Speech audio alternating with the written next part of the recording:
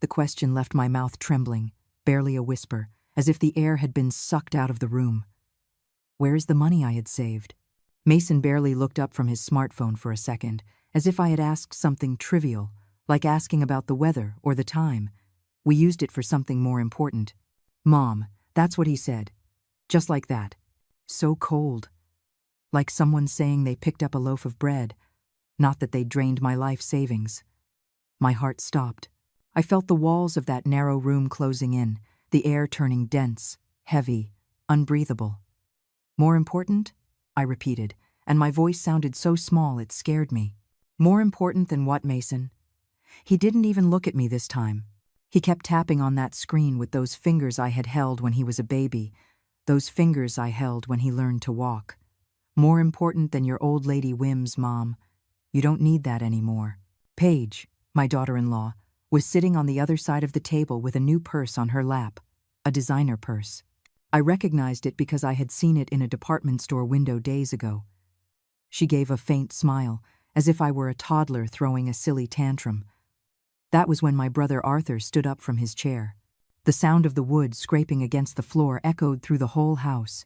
His face was red, tense, his fists clenched at his sides. What did you just say? His voice was deep, controlled, but we could all feel the fury underneath. Mason looked at him with annoyance, as if Arthur were an intruder, someone who had no right to an opinion. Uncle Arthur, this isn't your problem. Arthur took a step forward. The hell it isn't. That is my sister, and you just confessed that you stole her money. The word hung in the air. Stole.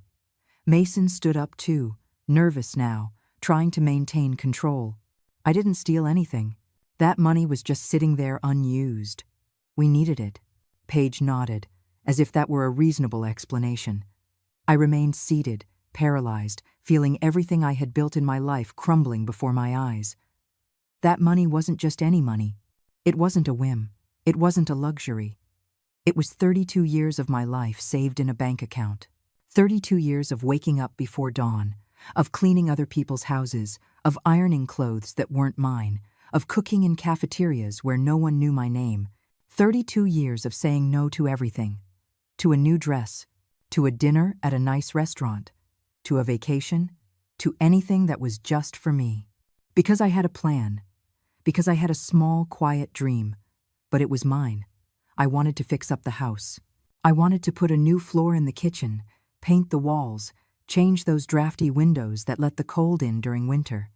I wanted, for the first time in decades, to live in a place that felt dignified, not luxurious, just dignified. And I wanted to save something for the day my body couldn't work anymore, so I wouldn't be a burden, so I wouldn't have to beg, so I could say, I have my own. But now that money was gone, the $28,000 I had gathered penny by penny had vanished.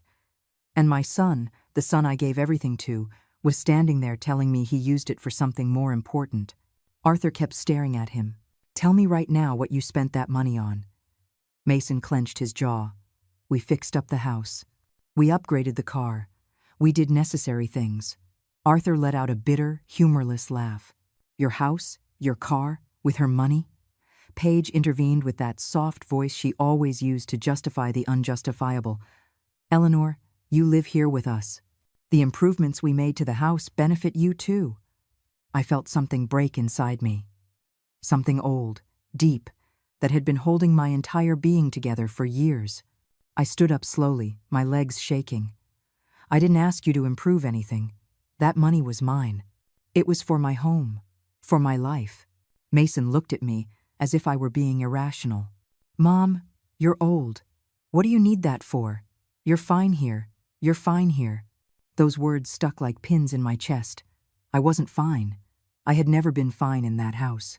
Ever since I sold my small condo 3 years ago to move in with them, because Mason insisted, because he said it was for the best, because I shouldn't be alone anymore. Since then, I slept in a room next to the laundry room. A room without big windows, without a decent closet, without real privacy. While they slept in a master suite with a private bathroom, a walk-in closet with everything, and I never said anything. Because a mother doesn't complain. Because a mother is grateful. Because a mother understands. But that money was the only thing I had left. It was my exit strategy. It was my breathing room. It was the proof that I still existed as something more than a shadow in my son's house. Arthur walked toward Mason with slow, measured steps. You are going to pay her back every single cent. Mason stepped back slightly but tried to keep his posture. I don't have all that cash right now, Uncle. We already invested it. As if they had the right. As if they had asked for permission. As if I didn't matter. Then you're going to get it, Arthur said with a calm that was scarier than any scream. I don't care how. You're going to return what belongs to her. And you're going to start right now by telling her exactly what you spent it on. Everything. Down to the last dollar. Mason looked at Paige, seeking support, but she was nervous now too. I remained standing, hands trembling, trying to process that this was real. That my son had really done this. That the person I carried, fed, clothed, defended from everything and everyone, had robbed me. There was no other word. He had robbed me. We remodeled the kitchen, Mason said finally, voice tense. We replaced the living room furniture. We bought the SUV we needed because the sedan was dying. We paid off debts. Arthur interrupted him. Whose debts? Silence. Paige looked down. Ours, Mason admitted. We had overdue credit cards. Arthur closed his eyes for a moment, as if holding back something enormous. Then he looked at me. Eleanor, did you know anything about this? I shook my head, unable to speak. I knew nothing. I trusted. I had put the money in an account where Mason had access only for emergencies. He had asked me for it 2 years ago. Just in case something happens to you, Mom. In case you need it and I have to access it quickly. And I, as always, trusted. As always, I said yes.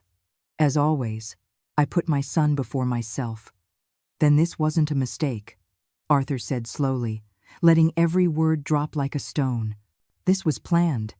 You two knew exactly what you were doing. Paige stood up, indignant now. We didn't act with malice. We just used money that was sitting there doing nothing. She lives here. She doesn't pay rent. She doesn't pay for groceries. We pay for all of that. I felt something explode inside me. I don't pay? My voice came out stronger than I expected. I clean this house every day. I cook. I do the laundry. I watch your kids when you go out. I do everything you don't want to do. And you say I don't pay.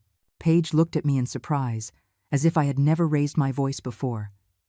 And it was true. I never had. Mason tried to calm me down with that condescending gesture he always used. Mom, don't get worked up. It's not good for your blood pressure. But I couldn't stop now. Don't talk to me about my blood pressure. Talk to me about my money. Talk to me about why you thought you had the right to take it without asking me.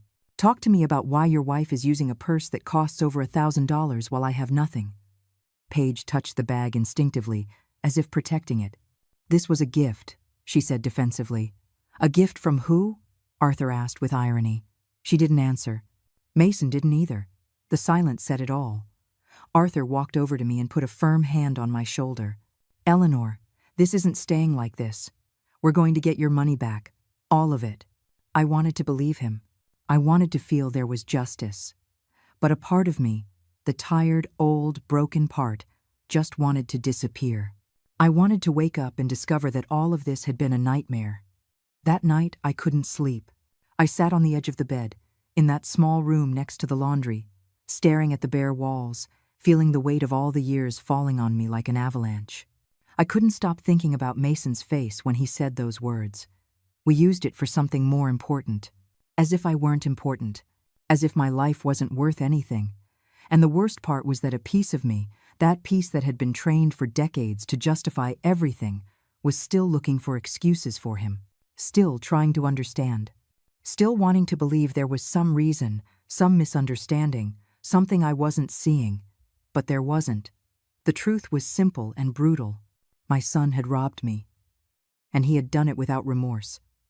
I closed my eyes and forced myself to go back. To remember how I had gotten here. How I had allowed this to happen.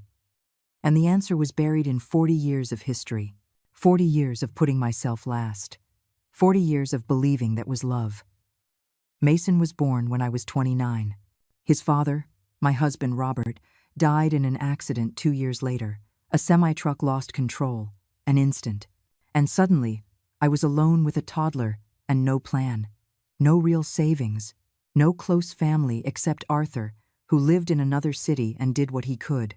Robert had been a driver. He left no pension. He left no life insurance. He only left debts and a rented apartment I couldn't afford alone. So I did what I had to do. I got work cleaning houses. First one, then two, then three. I would wake up at 4 in the morning, leave Mason with the neighbor, and cross the city on 2 buses to get to the houses where I worked. Big houses, with lawns, with guest rooms that were never used, with closets full of clothes that still had tags on them. I scrubbed those shiny floors, dusted those expensive furniture pieces, and then returned to my 2-bedroom apartment where the paint was peeling and the hot water only worked sometimes. But I didn't complain, because I had Mason, and Mason was everything to me. He was the reason I got up, the reason I kept going. I enrolled him in the best school I could afford. It wasn't private, but it was decent. I bought his school supplies brand new every year, even if I wore the same shoes for 3 years straight. I packed his lunch every morning with the best I could get: chicken, fruit, juice boxes. While I ate peanut butter sandwiches and canned soup, he had brand-name sneakers. I had discount sandals. He went to birthday parties with a gift in hand. I never celebrated mine. And when he asked, "Why don't you buy yourself something new, Mom?" I would smile and say, "I don't need anything, honey. Seeing you happy is enough. I'm fine." And I believed it. Back then, I really believed it. Arthur visited when he could. He always brought something: groceries, cash, toys for Mason. And always, he told me the same thing. "Eleanor, you have to think about yourself too. That boy has to learn that you matter too." I would laugh. "He's my son, Arthur. He's my responsibility." He would shake his head, worried. "Responsibility doesn't mean erasing yourself." But I didn't listen. Because in my head, being a good mother meant total sacrifice. It meant that I didn't matter, that my needs didn't exist, that my only purpose was to make sure Mason had everything I never had. That was my mission. And I fulfilled it with a devotion that now, sitting in that dark room, seemed sickly to me. Mason grew up. He became a teenager. He started asking for more things: brand name clothes, cell phone, outings with friends, and I kept saying yes. I kept working more hours. I got a 4th job cleaning offices at night. I slept 4 hours. My body started hurting all the time. My back, my knees, my hands swollen from scrubbing floors. But Mason had what he needed. Mason was okay, and that was the only thing that mattered. When he finished high school, he wanted to study business administration. Tuition was expensive, too expensive. But I found a way. I took out a loan. I worked double shifts. I stopped going to the doctor even though I felt my body breaking down. And he studied, and I paid every semester on time. During those years, Mason still lived at home. But I barely saw him. He left early, came back late. He had friends, parties, a life. I was just the woman who cooked, washed, and gave him money when he asked. "Mom, I need money for textbooks. Mom, I need gas money. Mom, I need money for a school project." And I gave. I always gave. I never asked if he really needed that much. I never said no, because saying no meant being a bad mother. And I couldn't do that. I couldn't fail him. Arthur kept insisting, "Eleanor, that boy has to learn to work. He has to value what you do for him." But I defended him. "He's studying. He can't work and go to college at the same time." Arthur looked at me with sadness. "Of course he can. Millions do it. You did it." But I didn't want Mason to suffer like I suffered. I didn't want him to feel the exhaustion I felt. I didn't want him to know hunger, humiliation, the pain of going without. So I kept giving. I kept emptying myself to fill him up. And he kept receiving as if it were natural, as if it were his right. When he graduated, finding a job was hard. Months passed. I kept supporting him. "Don't worry, son. Take your time. Find something good." He didn't even say thank you anymore. He just nodded and kept expecting things to fall from the sky. Finally, he found a job at a small company. The salary wasn't much, but it was something. I hoped that now he would start contributing to the house, that he would help me, even a little. But no, he used his money for himself, for his clothes, for his nights out, for his life, and I kept paying the rent, the food, the utilities, everything. One day he came home with Paige. He introduced her as his girlfriend. She was pretty, groomed, with a handshake that was cold, as if evaluating me, as if I were an old piece of furniture included in the package. From the beginning, I knew she didn't want me there, that I was in the way, but Mason was happy, and if he was happy, I was happy. That was what I believed. They got married 2 years later, an expensive wedding that I helped pay for. It's only once in a lifetime, Mom, and I gave what little savings I had, because it was his special day, because I wanted it to be perfect. After the wedding, they moved into a rented apartment. I stayed in mine, finally alone after so many years. And for the first time in my life, I started saving for me. Not much, but something. Every month I put away what I could, $50, sometimes $100. Depending on the month, I kept it in an account I opened just for that. My account, my money, my future. Mason still asked for help now and then. Mom, we're short on rent. Mom, we need money for the car. And I gave. But now, not everything. Now I kept something for myself too. And that felt strange. It felt selfish. But Arthur encouraged me. Good job, Eleanor. Keep it up. That money is yours. Don't touch it. And I tried. I really tried. Years passed. Mason and Paige had 2 children, beautiful kids that I adored. But I wasn't a priority there either. They only called me when they needed a free babysitter. And I went. I always went. Because they were my grandkids. And because I still believed that's how family love was built. But my body couldn't handle as much anymore. The cleaning jobs started to be too much. My knees were failing me. My back was killing me. I had to leave one of the jobs, then another. My income dropped, and my savings grew slower.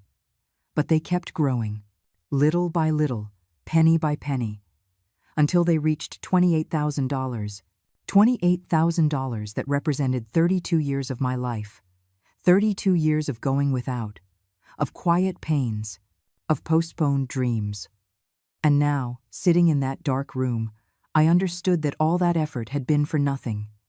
Because my son, the son I gave everything to, had taken it without thinking twice, without asking me, without caring, as if I were nothing, as if my sacrifice was worth nothing, as if I was worth nothing. 3 years before everything exploded, Mason came to visit me at my apartment, divided by condo. I hadn't seen him in a while. Weeks, maybe months. I wasn't keeping count anymore. He was always busy. He always had something more important to do. But that day he arrived with Paige and the kids. He knocked on the door with that smile I knew so well. That smile he used when he needed something. "Hi, Mom." He hugged me quickly, without strength, like someone fulfilling a requirement. Paige entered behind him, looking at the apartment with poorly concealed disgust. The kids ran to me, and I received them with a full heart. They did love me. They did hug me for real. "Mom, we have to talk about something important," Mason said as he sat on the old armchair I'd had forever. Paige remained standing, arms crossed, as if she didn't want to touch anything. I sat across from them, nervous without knowing why. "What's wrong, son?" He exchanged a look with Paige. She nodded, giving him permission to continue. "We're worried about you, Mom. You're not young anymore. This apartment is really run down. The stairs are dangerous. If something happens to you here, you'd be alone." I looked around. The apartment was old. Yes, but it was clean, organized. It was my space, my refuge. "I'm fine, Mason. I can take care of myself." He shook his head, with that expression he used when he thought I didn't understand things. "No, Mom, it's not fine. That's why we want you to come live with us." My heart skipped a beat. Live with them? Part of me felt hope. Maybe this meant they wanted me close, that they missed me, that finally I was going to be part of their daily life. "We bought a house," Mason continued with pride. "It has 3 bedrooms, One for us, one for the kids, and one for you. You'll be more comfortable. You'll have company. And we'll be at peace, knowing you're okay," Paige added with a sweet voice. Too sweet. "Plus, Eleanor, you can help us with the kids. I'm working now, and it would be good to have Grandma at home." There it was. The truth behind the proposal. They didn't want me close for love. They wanted me close for convenience, to watch the kids, to clean, to cook, to solve their lives while they worked. But I wanted to believe there was more.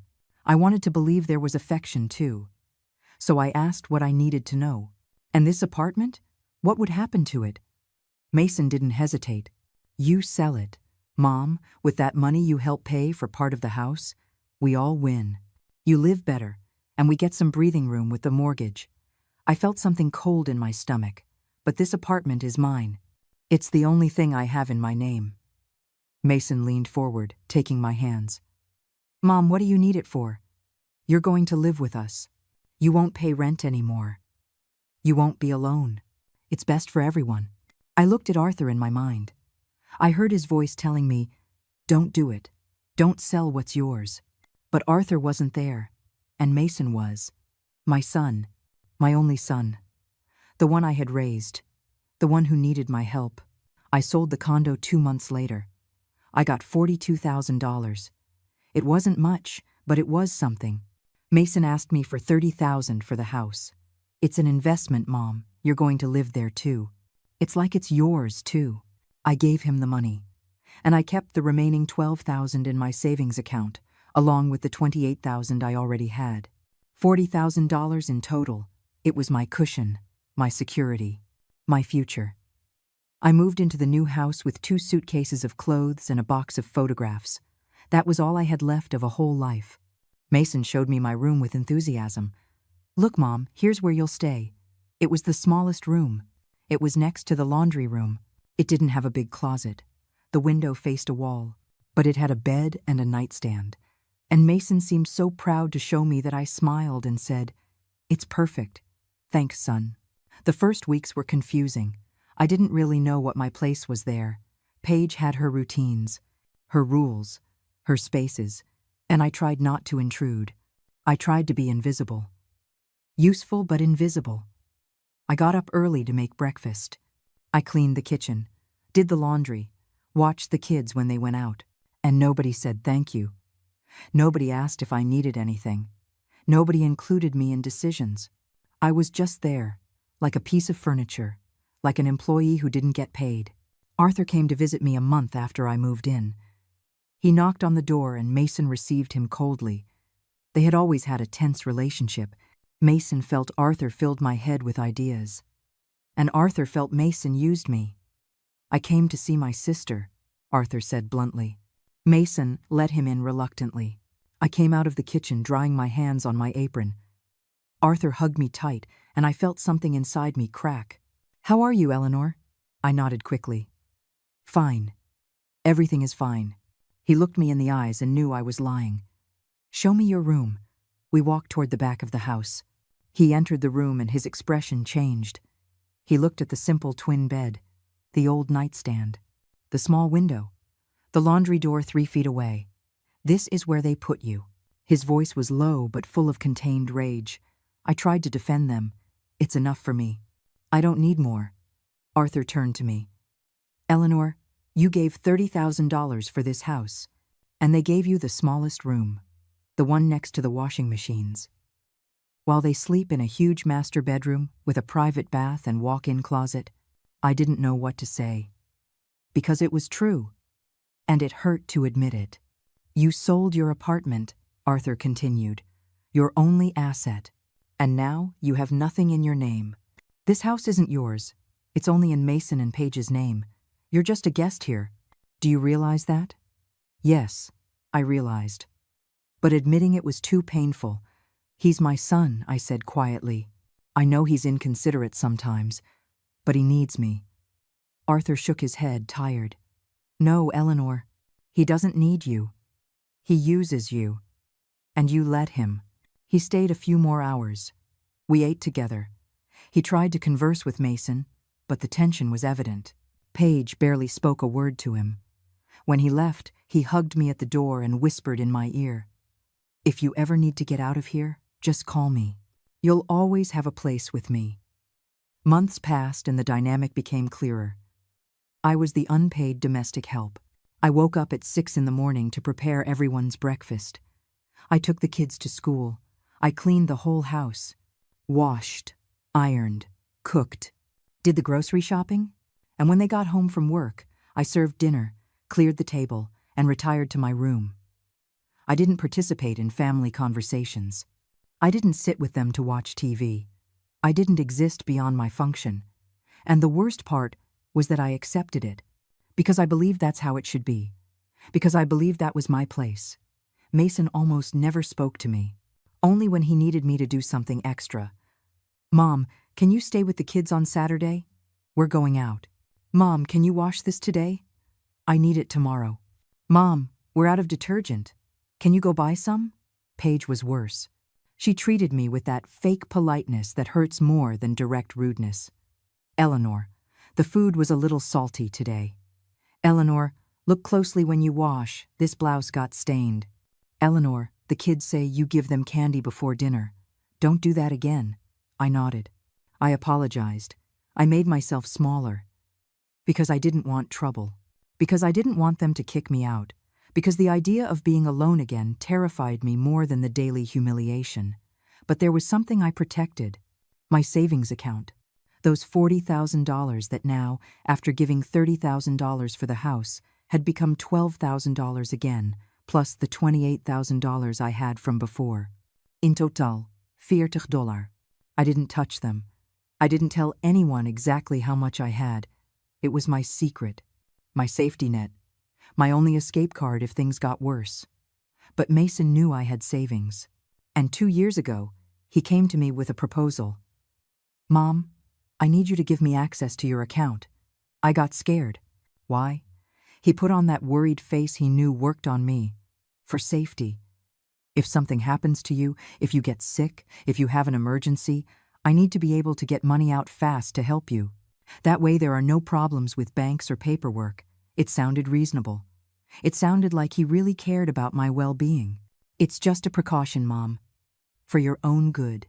And I, as always, trusted. I signed the papers. I gave him access to my account. I never imagined that 2 years later, that money would disappear, that he would use that access not to protect me, but to rob me, to take the only thing I had left. It was a Tuesday afternoon when everything changed. A common, gray Tuesday, nothing special.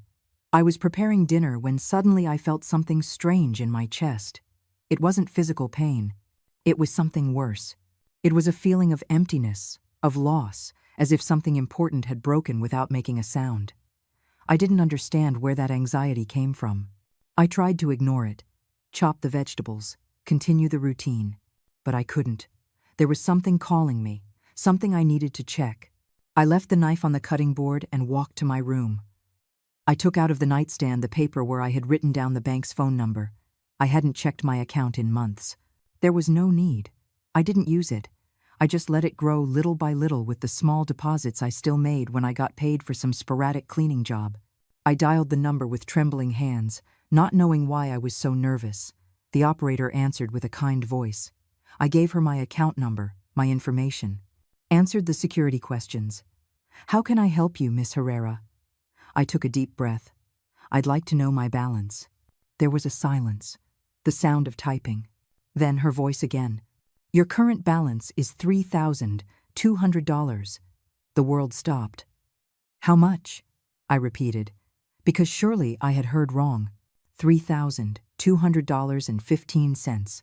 The operator repeated with the same calm voice, unaware she had just destroyed my reality.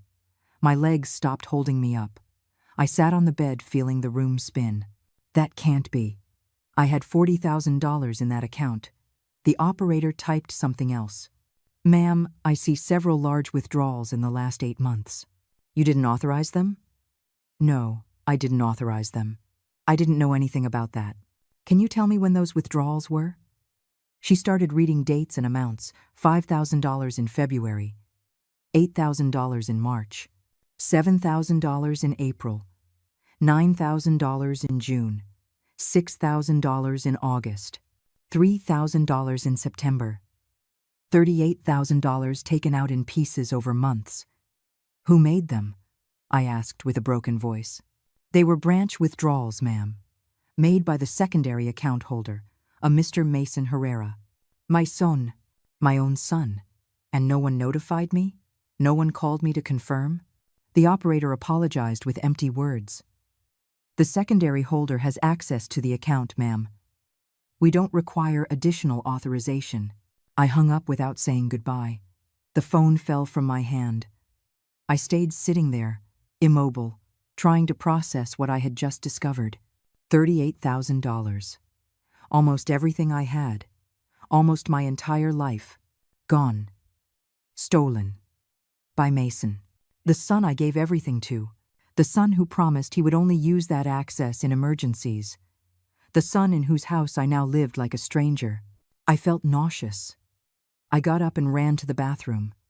I vomited the little I had in my stomach. I washed my face with cold water, but I couldn't stop shaking.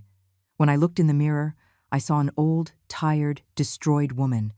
I saw someone who had been stupid, who had trusted too much, who had loved too much, and who now had nothing. I went back to my room and sat on the bed again. I needed to think. I needed to understand. When had this started? Why? What did Mason need so much money for? And then I started to remember. February. It was when they remodeled the kitchen. New cabinets, new stove, everything changed from one day to the next. I asked how they paid for it, and Mason said they had saved up. Lie. March. They bought a car. A shiny new SUV that Paige showed off to her friends. We deserved it, she had said. With my money. April. They changed all the living room furniture. Leather sofas, an expensive coffee table, a huge TV.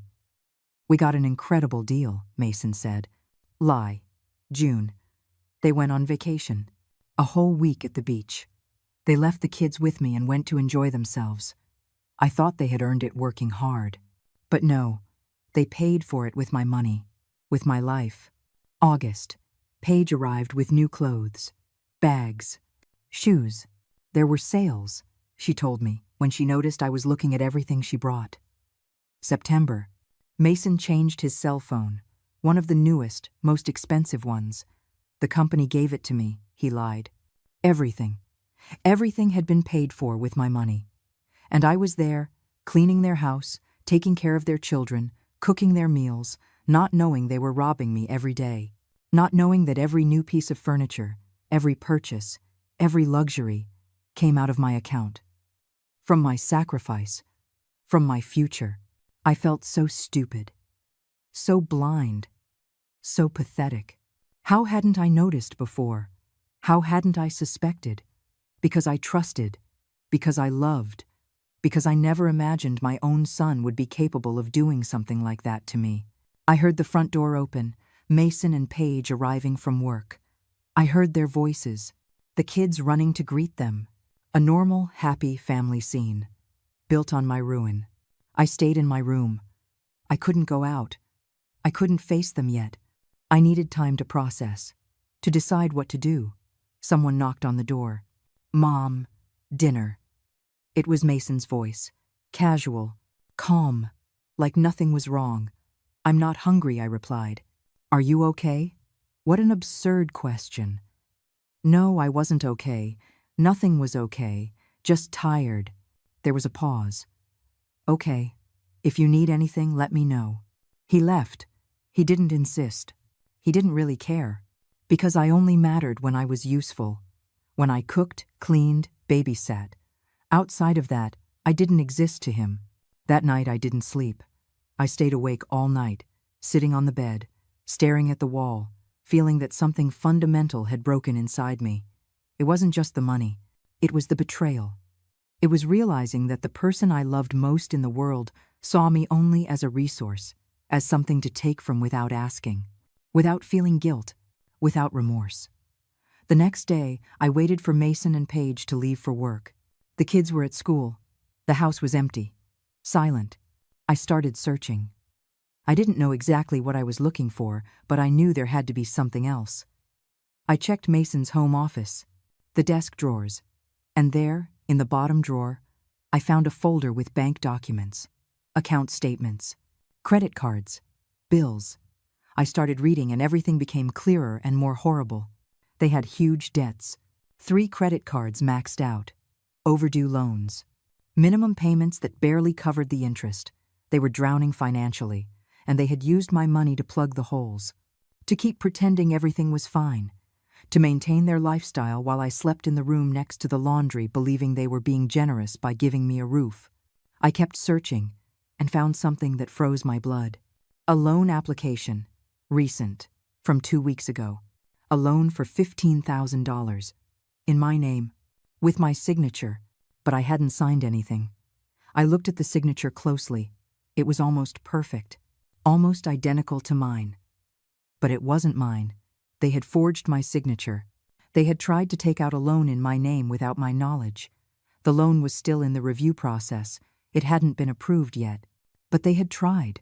They were going to bury me in debt, destroy my credit, leave me with nothing, and on top of that with debts I could never pay. I felt rage starting to replace the pain. A cold rage. Calculating. It wasn't just sadness anymore. It wasn't just disappointment. It was fury, pure and clear. I took photos of all the documents with an old cell phone I had kept.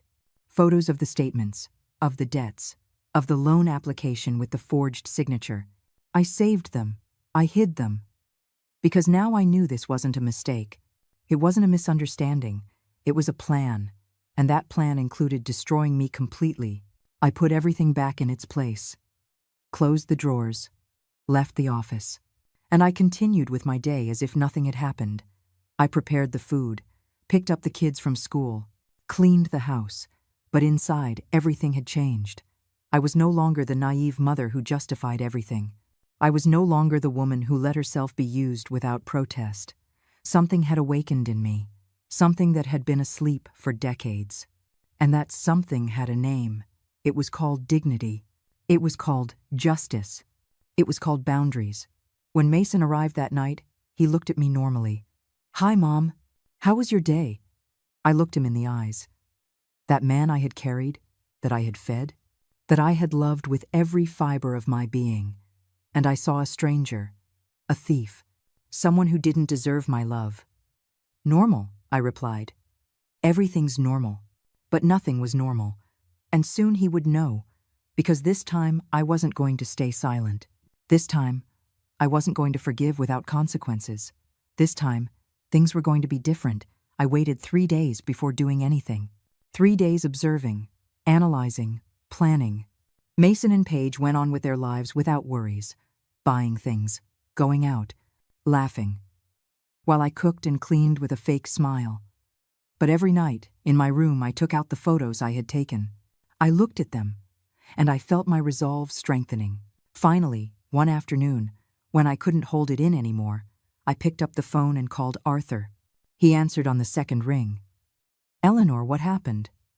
Your voice sounds weird." And there, in that small room next to the laundry, I told him everything. Every detail, every figure, every lie, every document. Arthur listened in silence. When I finished, there was a long pause. Then his voice, low and full of contained rage. "Get ready. I'm coming over. And this isn't staying like this. I promise you." Arthur arrived 2 days later. He didn't warn them. He didn't call ahead. He simply appeared at the door on a Saturday morning, early, with an expression on his face I hadn't seen in years. It was pure determination. Mason opened the door still in pajamas, surprised. "Uncle Arthur? What are you doing here?" Arthur walked in without waiting for an invitation. "I'm here to see my sister." "Is there a problem?" Mason frowned, but stepped aside. Paige came down the stairs with an annoyed look. It had always bothered her when Arthur came. She said he filled my head with negative ideas, that he turned me against them. I was in the kitchen making breakfast. When I saw my brother, something inside me loosened, as if his presence gave me permission to stop pretending, even for a moment. "Good morning, Eleanor." He hugged me hard and I felt tears wanting to come out, but I held them back. Not yet. Not in front of them. Good morning, Arthur. Mason approached with that forced smile he used when he wanted to fake normality. Are you staying for breakfast, Uncle? Arthur looked at him coldly. Yes, I'm staying. And afterwards, you and I are going to have a conversation. The tone made Mason tense up. A conversation about what? Arthur didn't answer. He just sat at the table and waited. Breakfast was uncomfortable. Silent. The kids ate without understanding the tension. Paige looked at her phone constantly. Mason tried to act casual, but I saw how his hands shook a little when holding his coffee. He knew something wasn't right. He knew this wasn't a normal visit. When we finished, Arthur stood up.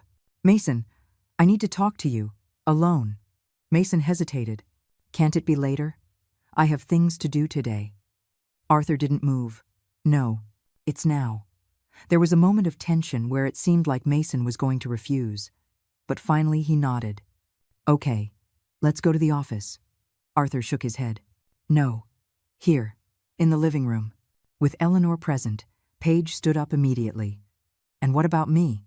I have to be there too. Arthur looked at her. You too. This includes you. We all sat in the living room, me in the armchair, Mason and Paige together on the big sofa. Arthur standing, facing them, like a judge in front of the accused. The silence was dense, heavy. Mason broke it first. What is all this about, Uncle? Arthur took a paper out of his pocket. He unfolded it calmly. Eleanor told me something interesting a few days ago. She told me she checked her bank account and discovered that $38,000 was missing. I saw Mason's face go pale. Paige swallowed hard. So I came to ask you directly, Arthur continued. Where is my sister's money? Mason tried to keep his posture. I don't know what you're talking about. Arthur smiled humorlessly. Don't lie to me. You have access to that account. You made the withdrawals. So I'm going to ask you again. Where's the money? Mason looked at Paige for support. She shrugged, leaving him alone. We used that money for house things, for necessary things. Arthur took a step forward. Did you ask your mother for permission? Silence. Did you even tell her you were going to take her money? More silence. Answer, Mason. Arthur's voice was like steel. Mason stood up, defensive now. She lives here. She doesn't pay rent. She doesn't pay for food. She doesn't pay for anything. That money was just sitting there unused. We had real needs. Arthur laughed bitterly. Real needs? Like what? New furniture? A new car? Vacation at the beach? Mason clenched his jaw. We had debts. We had to pay them. Arthur nodded. Ah, so you used your mother's money to pay your debts. Debts that you created. By your mismanagement. By living beyond your means. And you decided she had to pay for your mistakes. Paige intervened with a sharp voice. She lives here for free. We give her everything. She has a roof. She has food. She has family. What more does she want? I felt something explode inside me. I got up from the armchair, legs shaking but voice firm. Free? I live here for free? Paige looked at me surprised that I was speaking. I clean this house every day. I wash your clothes. I iron. I cook 3 meals a day. I watch your children. I do the groceries. And on top of that, I gave $30,000 for the down payment on this house. And you say I live for free. My voice rose with every word, years of contained rage finally coming out. You don't pay me a single cent. You don't even say thank you. You have me living in the smallest room next to the washing machines. And on top of that, you stole my money. Mason tried to interrupt. Mom, don't be dramatic. Nobody stole anything from you. Arthur cut him off. Yes, you did. That is exactly what you did. You took $38,000 without permission, without notice, without remorse. That is called theft. Paige stood up too, furious. We aren't thieves. We use that money to survive, to maintain this family. She is part of this family. Her money belongs to everyone. Arthur shook his head, incredulous. No, her money belongs to her.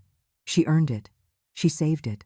working twice as hard as you, sacrificing her whole life, and you had no right to touch it. Mason changed tactics. He approached me with a pleading expression. Mom, I was going to tell you. I was going to explain it to you, but I didn't want to worry you. You were so calm. I didn't want you to stress. I looked him in the eyes. Those eyes I had watched grow, that I had seen laugh, cry, dream, and I recognized nothing in them. You didn't want me to worry? Or you didn't want me to stop you? He looked down. It's the same thing. Arthur took out more papers. He had printed them that morning before coming. Eleanor gave me access to her documents, and she found something very interesting in your office. Mason. Mason's face changed. Panic. This, Arthur continued showing the papers, is a loan application for $15,000 in the name of Eleanor Herrera. Signed by Eleanor Herrera. Except Eleanor never signed this, never requested it, didn't even know it existed. Page froze. Mason opened his mouth, but no sound came out. You forged her signature, Arthur said, letting the words float in the air. You tried to put her in debt without her knowledge. That isn't just theft. That is fraud. That is a criminal offense. Mason finally found his voice. We needed that money. The debts were drowning us. I didn't know what else to do. Arthur exploded. Then work more. Spend less. Sell the damn car. Anything except stealing from your mother. Mason collapsed onto the sofa, head in his hands. Paige was crying now, but I felt no compassion. I only felt emptiness. And you know what the worst part is? I said with a calm voice, too calm, that I would have helped you if you had asked me, if you had come to me with honesty. If you had said, Mom, I'm in trouble, I need help, I would have given you that money. Maybe not all of it, but something. Because that's who I am. I have always been there for you. Mason raised his head, eyes red. I'm sorry, Mom. I really am sorry. But his apologies sounded hollow, empty, like something he said because he had to say it, not because he felt it. What are you sorry for? I asked. Are you sorry for doing it? Or are you sorry you got caught? He didn't answer, and that lack of answer was all the answer I needed. Arthur took control again. This is what is going to happen now. You are going to pay back every cent to your mother, the full $38,000. I don't care how you get it. Sell things. Take out loans. Work 3 jobs. But you are going to pay it back. Mason shook his head desperately. I don't have that money. I already spent it. I used it to pay debts. I can't pay it back all at once. Arthur expected that answer. Then you will do it in payments. $2,000 a month, without fail, every month, until the total amount is completed, and you are going to give me signed documents where you commit to doing so. If you miss a single payment, Eleanor will go to the authorities with the forged loan application, and then you won't just lose money. You will lose your freedom. Paige screamed. That's blackmail. Arthur looked at her coldly. No, that is justice. Blackmail would be asking for more than what you took. I am only demanding you return what you stole. Mason was crying now, real tears sliding down his face. Uncle, we can't pay $2,000 a month. We barely have enough to live. Arthur didn't flinch. Then adjust your lifestyle. Stop buying things you don't need. Stop pretending to be what you aren't. Learn to live with what you have. I approached Mason. I looked down at him. That position was new to me. I had always been the one looking up to him. But now, with him sitting, defeated, destroyed, I was the one who had the power. You have 1 week to give me the first $2,000. And every month, on the same day, you will give me the next $2,000. I don't want excuses. I don't want justifications. I just want my money back. Mason nodded without looking at me. Yes, Mom. Arthur added one more detail. And another thing. Eleanor's going to look for another place to live. She isn't staying here anymore. Mason jerked his head up. Where is she going to go? Arthur smiled. With me. While she finds something of her own. Something that is hers. Something where she doesn't have to pay with her dignity for a roof over her head. Paige looked at me with hate. And who is going to watch the kids? Who is going to clean? Who is going to cook? I looked directly at her. You. How you should have done from the beginning. And there, in that moment, I felt something I hadn't felt in decades. I felt power. I felt control. I felt that finally, after a lifetime of giving myself to others, I mattered. I had a voice. I had rights. And no one, not even my son, was going to take them away from me again. The following days were strange, tense. I continued living in that house, sleeping in that room next to the laundry, but everything had changed. The air itself felt different, heavier, colder. Mason avoided me. When we crossed paths in the hallways, he looked down and kept walking. Paige looked at me with barely disguised resentment, as if I were the villain of this story, as if I were the one who had done something wrong. The kids felt the tension, but didn't understand what was happening. They asked me, "Why don't you play with us anymore, Grandma?" And I didn't know how to answer. It wasn't their fault. They were innocent in all this. But every time I saw them, I thought about how their parents had used my money to give them things, toys, clothes, activities, all paid for with my sacrifice while I slept in a room without decent windows. Arthur came every day. Sometimes he stayed for hours. Other times he just stopped by to make sure I was okay. He helped me look for apartments for rent. Small places, but dignified, where I could live alone again, where I could have my own space, my own life. We found some options, but none convinced me entirely. Not because they were bad, but because, after everything that had happened, I was afraid. Afraid of being alone again. Afraid my money wouldn't be enough. Afraid something bad would happen and I wouldn't have anyone. Arthur noticed. "Eleanor, you don't have to rush. You can stay at my house as long as you need. You aren't alone in this." His words gave me strength, but they also made me feel guilty. He had his own life, his own routine, and I didn't want to be a burden to anyone else.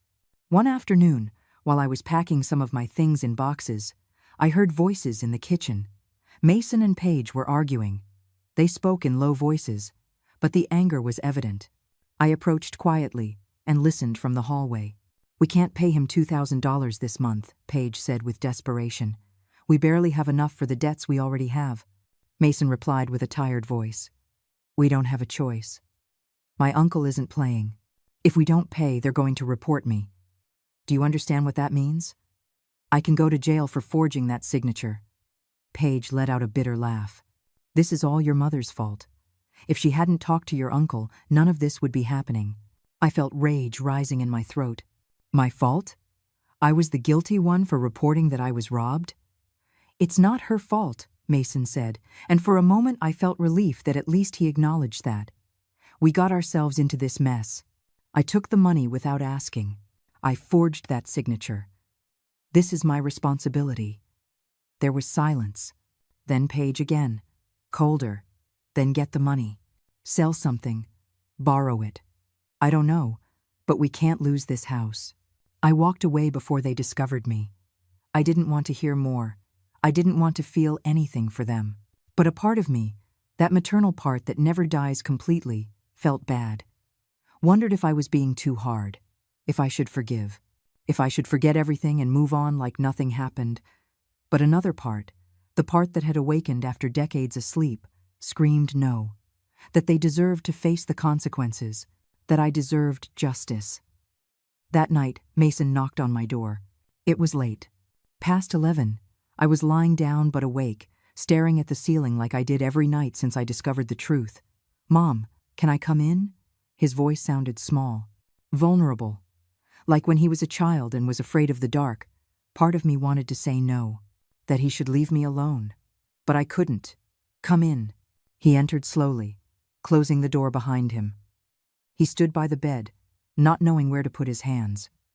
"I can't sleep," he said. "I keep thinking about all this. About what I did. About how I hurt you." I looked at him without expression, waiting. "I know what I did was wrong," he continued. "I know I have no excuse.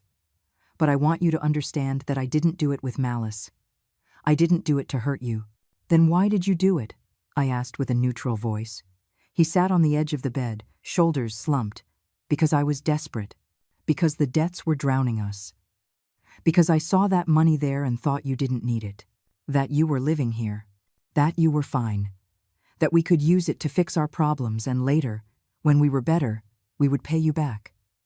I sat up, leaning against the headboard. And were you going to tell me? Or were you just going to wait for me to never check my account? He looked down. I don't know. I guess I hoped you wouldn't find out. At least, not until we could pay it back. The honesty of his answer hurt me more than any lie, because it confirmed what I already knew, that he had planned to deceive me, that he never intended to confess the truth. And the loan? I asked. The one you tried to take out in my name. Were you going to pay that back without me finding out too? He covered his face with his hands. That was a mistake. A huge mistake. I didn't know what else to do. Paige was pressuring me, saying we needed more money, that if we didn't pay the cards, they were going to sue us. And I thought if we got that loan, we could breathe a little. We could get organized. I laughed humorlessly. In my name? With my forged signature? Leaving me with the debt? He nodded miserably. I know. It was horrible. It was unforgivable. I don't know what I was thinking. I looked at him for a long time. That 40-something man crying in my room. That man who was once my baby. My little boy. My reason for living. And I didn't feel what I expected to feel. I didn't feel the impulse to console him. To hug him. To tell him everything was going to be okay. Mason, I said finally. All my life I sacrificed for you. Since you were born, you were my priority. I worked until I broke, so you would have what you needed. I gave you everything. My time, my money, my energy. My whole life revolved around you. He kept his head down. And I never asked you for anything in return. I never expected you to pay me back. I never expected gratitude. I just expected respect. I expected that when I was old and couldn't work anymore, you would take care of me. Not with luxury, just with dignity, with kindness, with consideration. My voice started to break. But instead of that, you brought me to live in your house and put me in the smallest room. You treated me like domestic help. You stole my savings. You tried to put me in debt.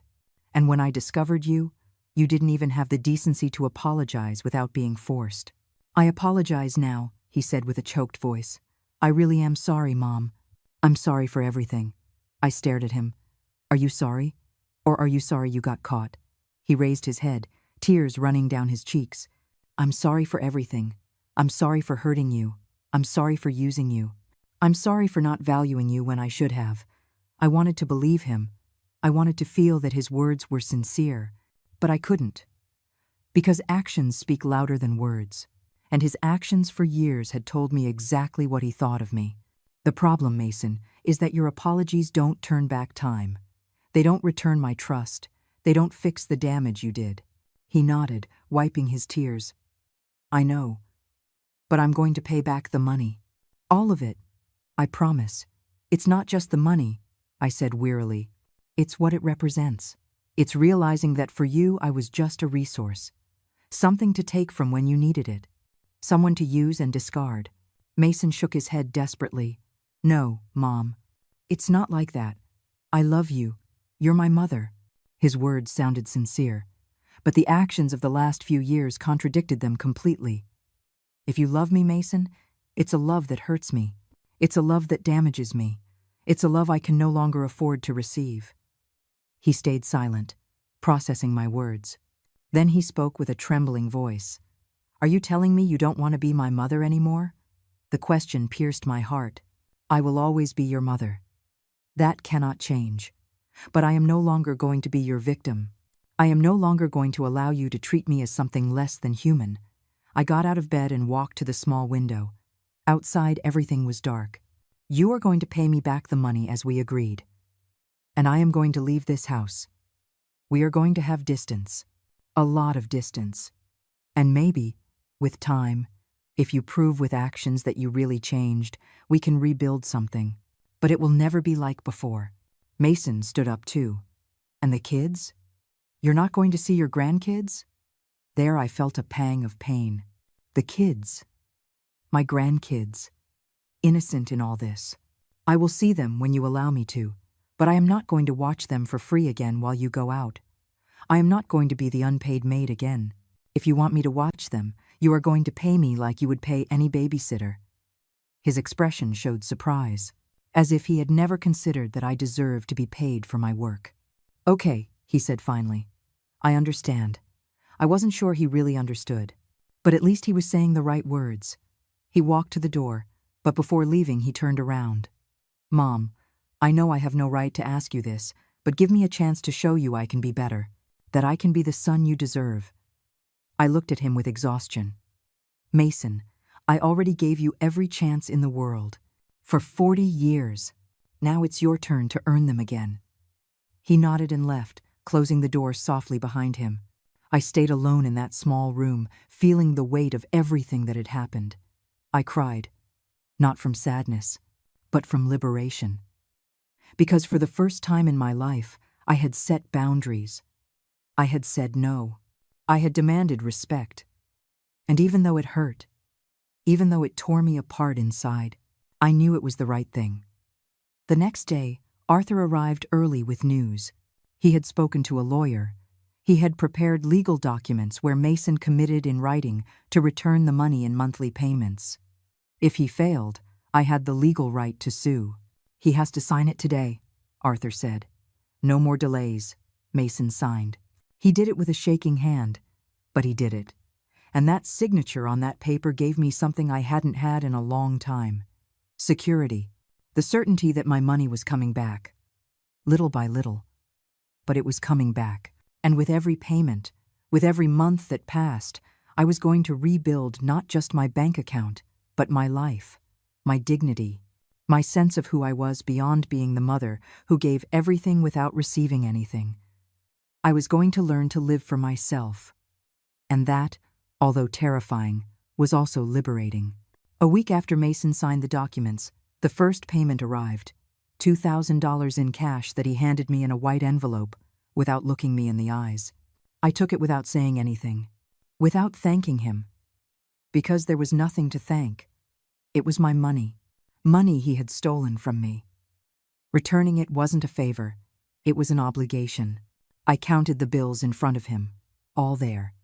Then I put it in my purse and went to my room without saying a word. I felt his gaze following me down the hallway, but I didn't turn around. That night, alone in that small room, I held the envelope in my hands and cried. Not of joy, not of relief. I cried for everything I had lost along the way.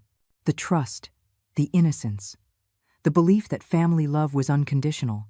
I cried for the naive woman I had been. And I cried also for the woman I had become, harder, more distrusting, more alone. Arthur called me that night to confirm the payment had arrived. "How do you feel?" he asked. I didn't know how to answer. "I don't know," I said finally. "It's strange. Recovering my money should make me happy, but I just feel empty."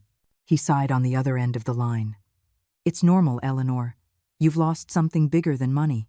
You've lost the image you had of your son, and that hurts more than any material loss." He was right. For 40 years I had built in my mind the figure of Mason as my greatest achievement, my educated son, my successful son, my son who justified every sacrifice I had made. But that image had shattered, and now I had to accept reality, that my son wasn't who I thought he was, that maybe he never had been. "When are you coming to my house?" Arthur asked.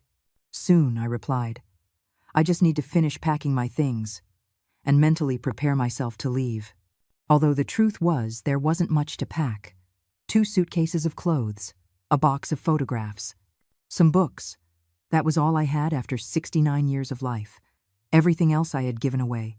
I had spent it on others. I had sacrificed it in the name of love.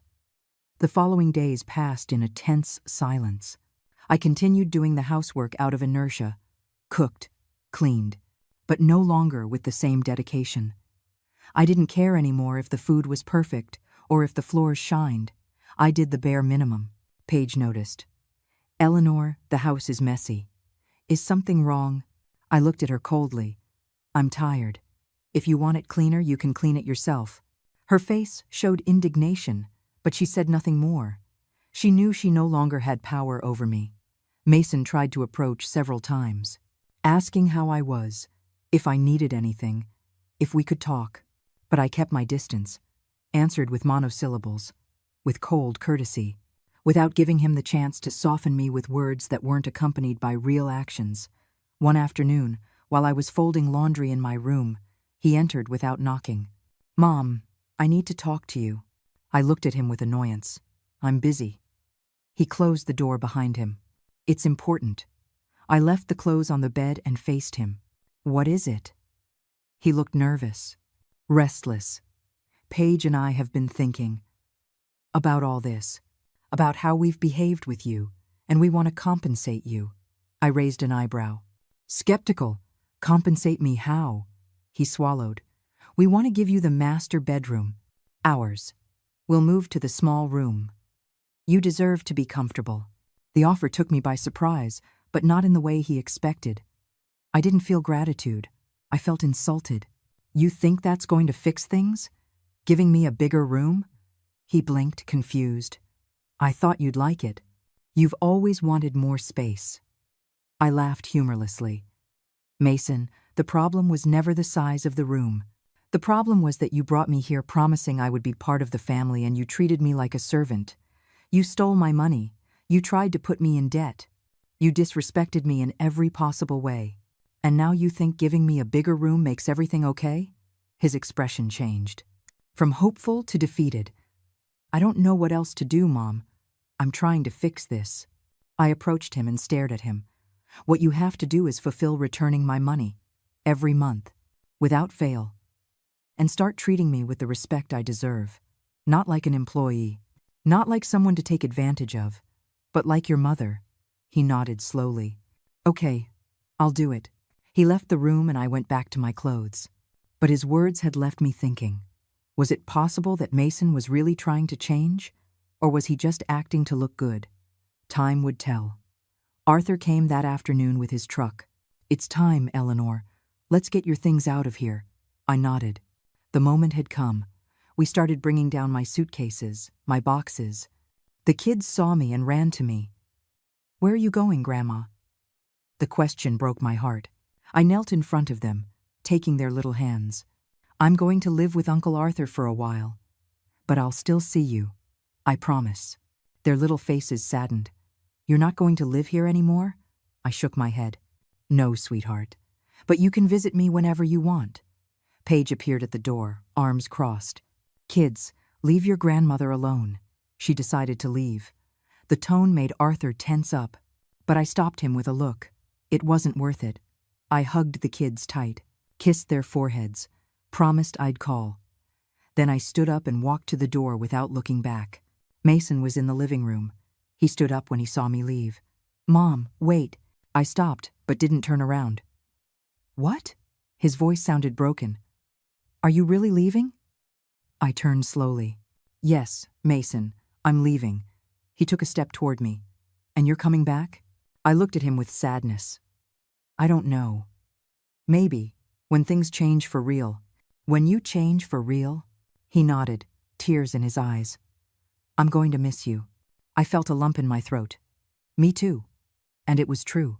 Despite everything, despite the pain, despite the betrayal, part of me was going to miss him. Because he was my son. And that bond, however damaged, doesn't disappear completely. I left that house with Arthur by my side, got into the truck, and as we drove away, I looked in the side mirror. Mason was in the doorway, alone, watching me leave. And I felt something strange. It wasn't satisfaction. It wasn't revenge. It was liberation, as if a huge weight had been lifted from my shoulders. Arthur drove in silence for a while. Then he spoke. "Are you okay?" I nodded. "I think so," for the first time in a long time. "I think I'm okay," he smiled. Glad to hear it. His house was small, but cozy. He showed me the guest room he had prepared for me. It had a double bed, a spacious closet, a large window overlooking a garden, natural light, space, privacy. "It's perfect," I said with an emotional voice. "Thanks, Arthur." He hugged me. You don't have to thank me. You're my sister. You'll always have a place with me. That night, I slept in a comfortable bed for the first time in 3 years. No washer noise, no damp walls, without feeling like an intruder. And although my heart still ached, although I still missed my grandkids, although I still wondered if I had done the right thing, I felt peace. A peace I hadn't felt in decades. The days followed. Arthur and I established a routine. He worked during the day. I cooked, but now I did it because I wanted to, not because I had to. I cleaned only what was necessary, and in the afternoons we went for walks, to get coffee, to talk about everything and nothing. He introduced me to his friends, his social circle, older people like us, people with similar stories, people who had gone through family betrayals, through disappointments, through losses, and I started to understand that I wasn't alone in this, that my story wasn't unique, that many people had to take difficult decisions to protect their dignity. One afternoon, 2 weeks after moving, I received a call. It was Mason. "Mom, how are you?" His voice sounded different, humbler, smaller. "I'm fine, son. And you?" There was a pause. "I miss you. The kids miss you. The house isn't the same without you." I felt my heart tighten. "I miss you too." Another pause. "Can we meet? Can we talk?" No pressure. No demands. Just talk. I looked at Arthur, who was sitting in the living room reading the paper. He looked at me and nodded, letting me know the decision was mine. "Okay," I said finally. "We can meet, but in neutral territory. At a coffee shop. Not at your house. Not yet." Mason accepted immediately. "Wherever you want, Mom. Whenever you want." We agreed to meet the following Saturday. 3 days later, and when I hung up, I stayed looking at the phone in my hand, wondering if I was making a mistake, or if I was taking the first step toward real healing. Arthur closed the newspaper. "You're going to see him." I nodded. "I think it's necessary. For both of us." He stood up and approached.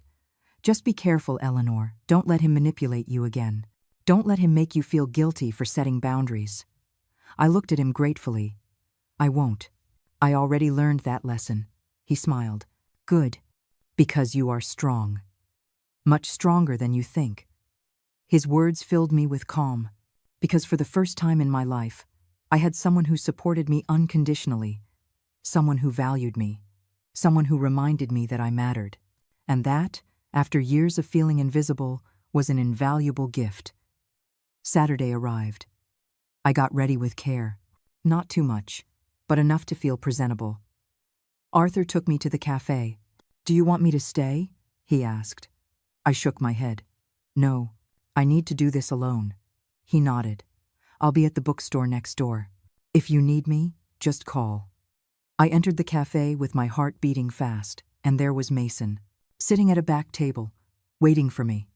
Mason stood up when he saw me enter. He looked thinner, more tired. He had deep dark circles, and his clothes hung on him in a way I hadn't noticed before. "Hi, Mom." His voice was soft, almost fearful. I sat across from him without returning the greeting. The waiter approached, and I ordered a coffee. Mason already had one in front of him, untouched, probably cold. The silence between us was dense, uncomfortable. Neither knew how to start. Finally, he spoke. "Thanks for coming. I wasn't sure you would." I looked directly at him. "I came because I'm your mother, but that doesn't mean everything is forgiven." He nodded quickly. "I know. I don't expect you to forgive me. I just want you to know I'm changing." "Really?" I raised an eyebrow, skeptical. "How?" He took a deep breath. "Paige and I are going to therapy, couples therapy, and I'm going alone too, to understand why I did what I did. Why I treated you the way I treated you." It surprised me to hear that. "Therapy," he nodded. "The therapist is helping me see things I had never seen. He's making me face that I grew up expecting you to always be there, that you always gave, that you always solved things. And I never learned to value you as a person, only as a mother." His words were correct, but I needed more than words. "And what are you going to do differently?" I asked.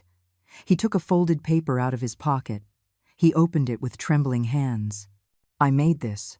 It's a plan, a detailed payment plan, month by month, until I pay back every penny. And I also wrote down other things. Things I want to change in how I treat you, in how we relate. He passed me the paper. I read it in silence. Everything was there. Specific payment dates, exact amounts, and a list of commitments. Call you once a week without asking for anything. Invite you to lunch once a month. Ask you how you really are. Listen without interrupting. Don't minimize your feelings. Respect your decisions. Ask for forgiveness with actions, not just words. I felt something move in my chest. It wasn't complete forgiveness, but it was something. It was hope. This is good, I said, handing him back the paper. But I need you to understand something, Mason. I'm not the mother I was. I'm not going to sacrifice myself until I disappear anymore. I'm not going to put your needs before mine always anymore. If we are going to rebuild this relationship, it's going to be different, more balanced, healthier. He nodded with shiny eyes. I understand, and I accept it. I just want another chance to show you I can be better. The waiter brought my coffee. I drank it slowly, feeling the warmth in my hands. Paige told me something last week, Mason continued. She said you were the best thing that ever happened to me, and I had ruined it. And she's right. It surprised me that Paige had said that. Is she changing too? I asked. He shrugged. She's trying. It's hard for her, but she's trying. She wants you to come for dinner one day, to apologize. I wasn't ready for that yet. Maybe later. He didn't insist. We kept talking. This time it was different. He asked about me, about how I was living with Arthur, about my plans, about my feelings. And he listened. He really listened, without interrupting, without minimizing, without changing the subject to him. It was strange, new, and a little healing. When we finished, he paid the bill. We walked together toward the exit. Can I hug you? He asked with a timid voice. I looked at him, that adult man asking for permission to hug his mother, and something inside me softened. Yes, we hugged. It wasn't like before. It wasn't that automatic hug without feeling. It was genuine. I felt him shaking a little. And me too. When we separated, he had tears in his eyes. I love you, Mom, and I'm going to prove it to you. With time, with patience, with actions. I nodded. I hope so, Mason. I hope so. Arthur was waiting for me in his car. I got in and he looked at me with curiosity. How did it go? I took a deep breath. Good, I think. There is a long road ahead, but for the first time, I feel he really understands what he did. Arthur started the car. I'm glad, but don't lower your guard. People can say a lot of nice things. What matters is what they do. He was right, and I wasn't going to forget it. The following months were of slow reconstruction. Mason fulfilled his payments. Every month. Without fail. He called me every week. Sometimes just to ask how I was. Other times to tell me about the kids. I started visiting them once a month. I didn't stay to sleep. I only went for the afternoon. Spent time with the kids. Talked with Mason. Paige kept her distance but was polite. I didn't expect more than that. And it was fine. The relationship between Mason and me remained fragile, like freshly glued glass. But it was there. And that was more than I thought I would have after everything that happened. 19 months passed since that day I discovered the betrayal. 19 months of monthly payments. 19 months of slow reconstruction. And finally the day arrived when Mason handed me the last envelope. $2,000. The last ones. $38,000 completely returned. We were at the same cafe where we had met that first time. He put the envelope on the table and pushed it toward me. It's the last one. His voice had relief but also something else. Pride. Pride in having followed through. I took it and put it in my purse without counting the money. I didn't need to anymore. He had complied every month without fail. Thank you, I said simply. He shook his head. Don't thank me. It was the least I could do. It was my obligation. We stayed in silence a moment. Then he spoke. I know money doesn't fix everything. I know there is still a lot of damage to heal, but I want you to know these months have been the hardest and most important of my life. I looked at him curiously. Why? He clasped his hands on the table. Because I had to face who I really was. The selfish son I had been. The man who used his own mother without remorse. And it was horrible seeing myself like that, but necessary. I nodded slowly. And who are you now? He thought before answering. Someone better. Not perfect. I still make mistakes. I still have to work on myself every day. But someone who at least tries. Who at least realizes when he's failing. That was more than I had expected to hear 19 months ago. I'm glad, I said sincerely. He looked at me with hopeful eyes. Do you think someday you'll be able to forgive me? For real. Completely. The question caught me off guard. I thought about everything that had happened. The pain, the betrayal, the sleepless nights, the tears, the rage. But I also thought about these months. The consistent calls, the punctual payments, the conversations where he really listened, the small gestures that showed real change. I don't know, I replied honestly. Forgiveness isn't something decided overnight. It's a process. And I'm still in that process. He nodded, accepting my answer. I understand. And I'm going to keep working to deserve it. As long as it takes. We left the cafe together. The fresh air hit my face and I felt something strange. I felt closure. Not complete, but something. How is Arthur? Mason asked as we walked. Good. Strong. He continues to be my rock. Mason stopped. I want to thank him. For taking care of you when I didn't know how to. For protecting you when I was hurting you. For being the man I should have been. His words surprised me. You can tell him yourself. He'd be happy to hear it. Mason nodded. I will. We arrived where Arthur's car was parked. He was inside reading a book. He looked up when he saw us and got out of the car. Mason greeted him with neutrality. Uncle, Mason responded with respect. They looked at each other for a moment. Then Mason extended his hand. Thank you. For everything. For taking care of my mother. For not letting me get away with it. For forcing me to be responsible. Arthur shook his hand. I didn't do it for you. I did it for her.